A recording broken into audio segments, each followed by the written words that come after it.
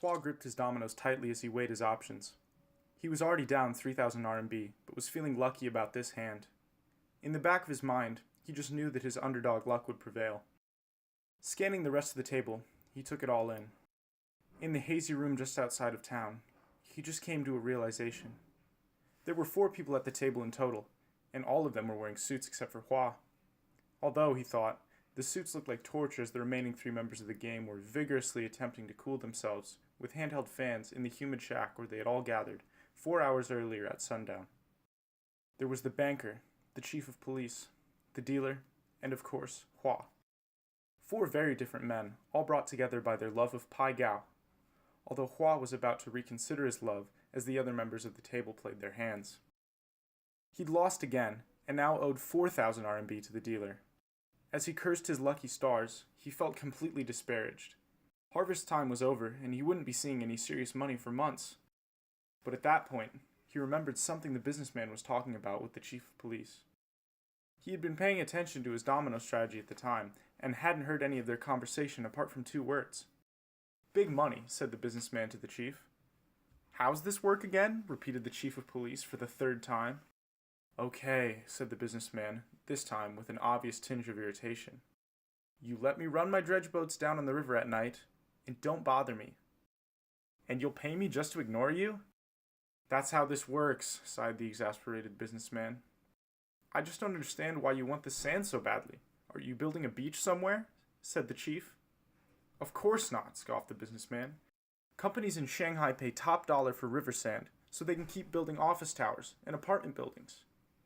The chief nodded, still not completely understanding the arrangement, but agreeing to the terms regardless, as he had run up his own debt of over 6,000 RMB to the dealer.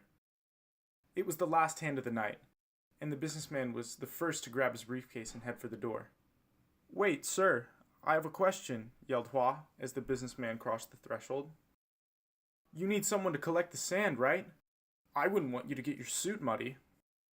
The businessman flashed a knowing smile and said, "Meet me at the base of the high bridge, 5 hours after sundown, tomorrow."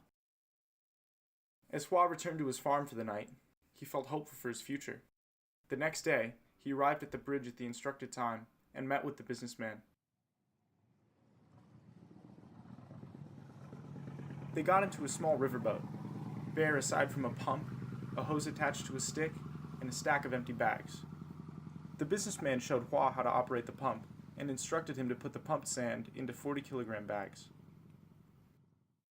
6 months later, and Hua had purchased the operation from the businessman. He was making so much money he had to hire 2 additional men to help him load the sand into trucks, and another to operate a second dredging boat. He'd already made over 15,000 RMB, more than he normally made in an entire year of farming. Unfortunately, he was now in debt over 20,000 RMB. But Hua wasn't concerned. He was planning on buying a 3rd boat and expanding his operation even further. That was until the anti-corruption team showed up. Apparently, the chief of police had been embezzling funds from the department's budget to support his gambling habit. A new chief of police came all the way from Shanghai to make sure there weren't any other subversive elements in the police force. The game was up. Hua knew he couldn't bribe the new official, but still he tried to extract more sand. The police boat lights shone across the dark river, and Hua knew he was finished. He was able to swim away from the lights, but he lost his boat in the process. As he walked soaking wet back to his farm, he noticed someone standing outside the door.